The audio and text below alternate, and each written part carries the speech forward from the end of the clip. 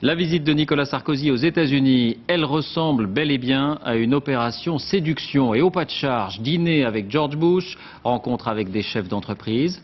Mais le temps fort de ce déplacement a été le discours tout à l'heure devant le Congrès.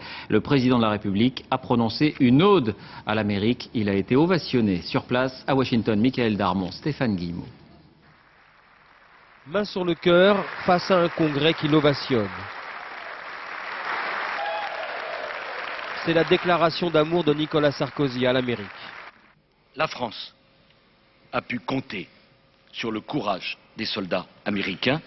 Je suis venu vous dire au nom du peuple français que jamais nous ne l'oublierons.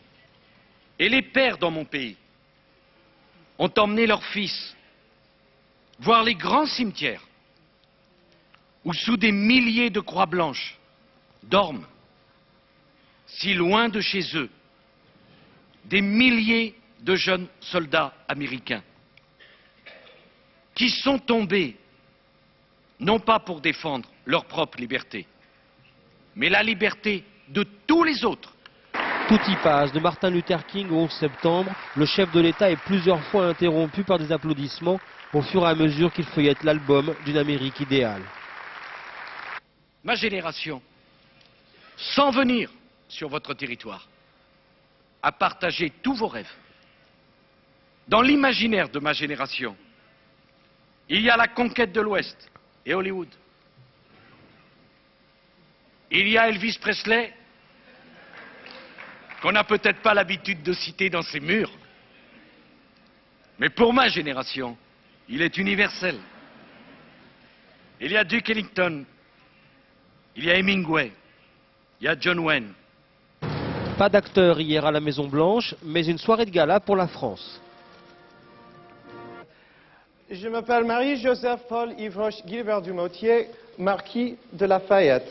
Un dîner spectacle où des comédiens font revivre des dialogues entre George Washington et le français Lafayette. To the father of liberty.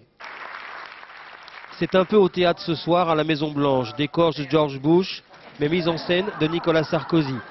Ils mettent en avant une équipe aux couleurs de la France, où Ramayad côtoie Condoleezza Rice, le casting rêvé pour le chef de l'État.